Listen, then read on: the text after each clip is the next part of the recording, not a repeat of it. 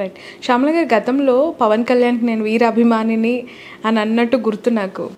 నిజమేనా?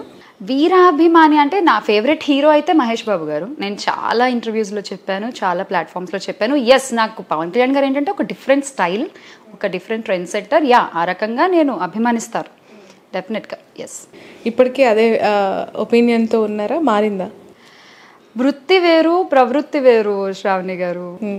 అంటే సినిమాలు వేరు, రాజకీయాలు వేరు కదా డెఫినెట్గా. సో ఆ రెండింటిని మనం కంబైన్ చేయలేం. ఎస్, ఈ రోజుకి కూడా as a star yes I agree. ఒక different style, trendsetter, super. But ఇక్కడికి వచ్చేసరికి రాజకీయాలు కదా, మంచి కదా మాట్లాడాలి, మంచి కదా చేయాలి. That is different. It is totally different కదండి. అంటే రాజకీయాల్లో పవన్ కళ్యాణ్ గారి పాత్రపై మీ ఒపీనియన్? నేను ఇంకా ఏం చూడలేదు. అఫ్కోర్స్ గెలవలేదు ఇప్పటివరకు ఒకసారి కూడా. ఇప్పుడు గెలిస్తే ఏమైనా బాగా చేస్తాను, లేదంటే నా స్టైల్ చూపిస్తాను, రాజకీయాల్లో నేనేంటో చూపిస్తాను అని అంటున్నారు. బట్ ఇప్పటి వరకు తన డెసిషన్స్, తన ప్రయాణం అంతా చూశారు కదా. What is your feel on Pawan Kalyan? ఒకటే మాట చెప్తా, రాజకీయాలు అంటే ఆవేశపడ్డం కాదు, రాజకీయాలు అంటే అరవడం కాదు, రాజకీయాలు అంటే సాయం చేయడం అనేది నేను నమ్ముతా. అంటే నా డెఫినిషన్ టు పాలిటిక్స్. సో నేను ఇప్పటివరకు ఆయన్ని ఆవేశపడ్డం చూశాను, ఆయాసపడ్డం చూశాను. ఆయాసం కూడా పడ్డారా? పాపం అంతా ఎంత అరుస్తారండి ఆయన. సో ఆన్ స్టేజ్ అంటే పొలిటికల్గా మాట్లాడుతున్నాను నేను, చూశాను తప్ప ఎప్పుడు నేను సాయం చేసింది నేనైతే ఎక్కడ చూడలేదు. అంటే ఇప్పుడు అలా మీరు సాయపడడం అంటే ఒక పార్టీ అధికారంలోకి వస్తే మా పరిపాలన చేసి చూపిస్తాము, మమ్మల్ని గెలిపిస్తే మేము చేసి అభివృద్ధి చూపిస్తామంటారు. ఇప్పుడు ఆయన గెలవలేదు ఇప్పటి వరకు, ఆయన పార్టీ అధికారంలోకి రాలేదు, పొత్తులో ఇప్పుడు వస్తున్నారా? పొత్తులో ఇప్పుడు పోటీలోకి దిగారు కదా.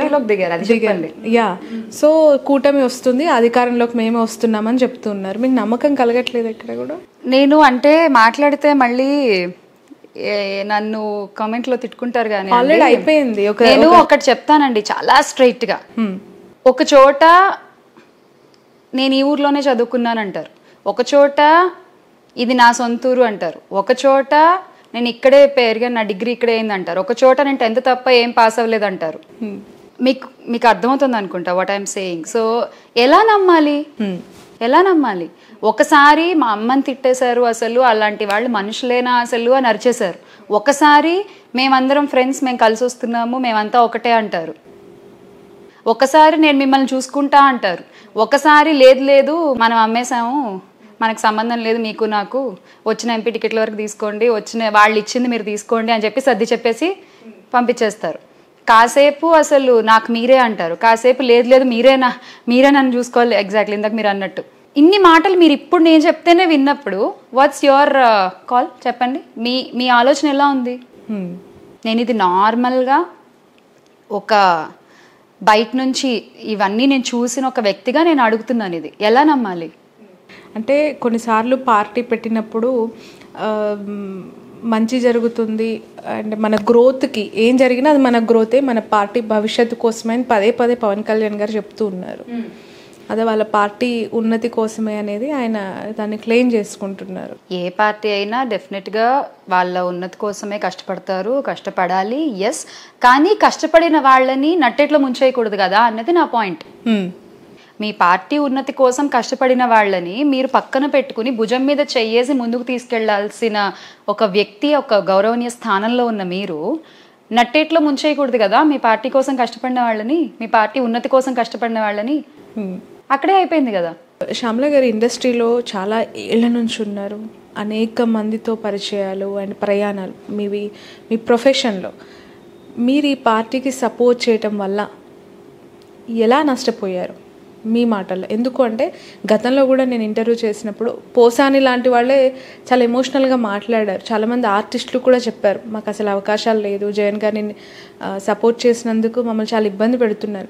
మీ కెరియరే ఇది అనుకొని మీరు ఈ ఫీల్డ్ చూస్ చేసుకున్నప్పుడు what is your hurdles and మీరు అడుగులేస్తున్న ఎదురవుతున్న పరాభవాలు ఏంటి? 2019లో అయితే నేను పెద్ద ఏమీ నష్టాలు అయితే ఏమీ చూడలేదండి. సో బికాజ్ నేను ఆఫ్టర్ ఎలక్షన్స్ అందరికీ తెలుసు నేను ఇటు పార్టీలో సపోర్ట్గా ఉన్నాను అని చెప్పి. బట్ ఆ తర్వాత కూడా నేను కొన్ని సంస్థలకి వర్క్ చేయడం జరిగింది, ప్రీ రిలీజ్ ఫంక్షన్స్ చేయడం జరిగింది, ఆ స్టార్స్వి చాలా వరకు నేను ఈవెంట్స్ చేసుకుంటూ ఉన్నాను. అంతా బాగానే ఉంది. బికాజ్ వాట్ ఐ ఫీల్, నేను ఎప్పుడూ ఏం చెప్తానంటే ఇప్పుడు నేను కావాలి అంటే నా దగ్గరికి వస్తారు, నన్ను అప్రోచ్ అవుతారు. అది నేను వైసీపీలో ఉన్నాను కాబట్టి పిలవకూడదు, ఇంకా అలా ఆలోచిస్తే ఇంకా మనం దానికి ఏం సమాధానం చెప్పలేము. ప్రస్తుతం అలానే ఉంది సిచ్యువేషన్. ఇండస్ట్రీలో 2 వర్గాలుగా విడిపోయారు చాలామంది, ప్రొడ్యూసర్, డైరెక్టర్స్, మిగతా ఆర్టిస్టులు, లేదంటే ఇంకొంత అప్కమింగ్ డైరెక్టర్స్ అంతా కూడా లైక్ ఇక్కడ పార్టీలాగే అక్కడ కూడా కూటములు పార్టీలు ఉన్నాయి అని. నిజమేనా? కూటములు పార్టీలు నాకు తెలిసి ఏమీ లేవండి. బికాస్ ప్రతి ఒక్కళ్ళు ఒక మంచి ప్రోడక్ట్ ఇవ్వాలనే కష్టపడతారు, ఎంటర్టైన్ చేయడానికే కష్టపడతారు. That's what they are doing. అది ఎవరైనా సరే, ఇంక్లూడింగ్ పవన్ కళ్యాణ్ గారు, ఒక మంచి సినిమా తీయాలని ఆయన కష్టపడతారు, చేస్తారు, అయిపోతుంది. So and yes, coming to your point, నేను డిజిటల్గా ఇప్పుడు అది ఎదుర్కొంటున్నాను. ఆ కష్టాలు నా ప్రస్తుతానికి ఇంకా డిజిటల్ మీడియా వరకే ఉన్నాయి. ఐ డోంట్ థింక్ సో మరి అలా ఫంక్షన్ అవుతారని నేనైతే అనుకోను. లేదంటారా? ఇంకా అలా ఫంక్షన్ అయితే ఇంకా అది వాళ్ళ బుద్ధి వాళ్ళే బయట పెట్టుకున్నట్టు. భయం వేయట్లేదా శ్యామల గారు? ఇంత అవుట్లెట్గా సపోర్ట్ చేసేసాం, మాట్లాడుతున్నాము, విమర్శిస్తూ ఉన్నాం, కౌంటర్కి రీకౌంటర్ ఇస్తూ ఉన్నాం, రేపు పొద్దున ఏమైనా నెగిటివ్గా మనకి ఎఫెక్ట్ అవుతానేమో, నా ప్రొఫెషన్కి ఎఫెక్ట్ అవుతుందేమో అని భయం వేయట్లేదా మీకు? భయము, కష్టము, ఇవన్నీ ఎస్, హ్యూమన్ బీయింగ్స్ ఒకనొక టైంలో డెఫినెట్గా మనం గోత్రూ అవుతాము.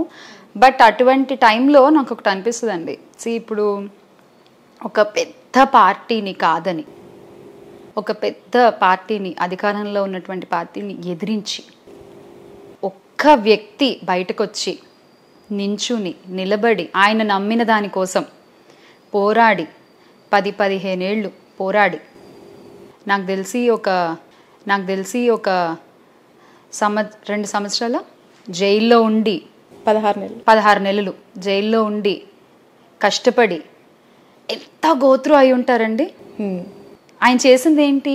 ఒక ఓదార్పు యాత్ర చేస్తున్నారని ఆపేయమన్నందుకు ఆయన ఒక కాల్ తీసుకుని, ఒక డెసిషన్ తీసుకుని ఇదంతా చేశారు కదా. ఆ కష్టం ముందు, అప్పుడు ఆయన ఫేస్ చేసిన ఛాలెంజెస్ ముందు మనదేముందండి?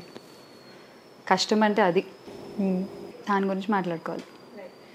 జగన్ గారి ఈ పరిపాలన బాగుంది అని అన్నారు కదా, ఎస్పెషల్లీ మీరు అంటే కమిట్మెంటు, మాట ఇస్తే తప్పడు, ఇవి ఓకే. బట్ గ్రౌండ్ లెవెల్లో మీకు అవ్వాతాతల దగ్గర కావచ్చు, మహిళలకు కావచ్చు, వాళ్ళ దగ్గరికి వెళ్ళినప్పుడు జగన్ అనే పేరు చెప్తే ఫస్ట్ వాళ్ళు ఇచ్చిన రియాక్షన్స్ ఏంటి? ఎందుకంటే మీ ద్వారా తెలుసుకోవాలనుకుంటున్నాను. మా బిడ్డ అంటూ పెద్దవాళ్ళు, అన్న అంటూ మన ఏజ్ వాళ్ళు, చిన్నపిల్లలైతే అసలు నేను షాక్ అయ్యానండి. జగన్ గారి మాస్క్లు ఇలా పెట్టేసుకుని చిన్నపిల్లలు ప్రచారాల్లో వాళ్ళు చిందులు వేస్తున్నారు అసలు. అంటే I can see 10 years ahead, I can see వాళ్ళందరూ రేపు పొద్దున్న పెద్దవాళ్ళు అవుతారు, వాళ్ళందరూ ఇవన్నీ చూస్తారు, వాళ్ళందరికీ ఓటు వస్తాయి ఫ్యూచర్లో. డెఫినెట్గా ఒక మంచి లీడర్, ఫ్యూచర్ లీడర్ ఓకే, ఇప్పటి నుంచి కూడా.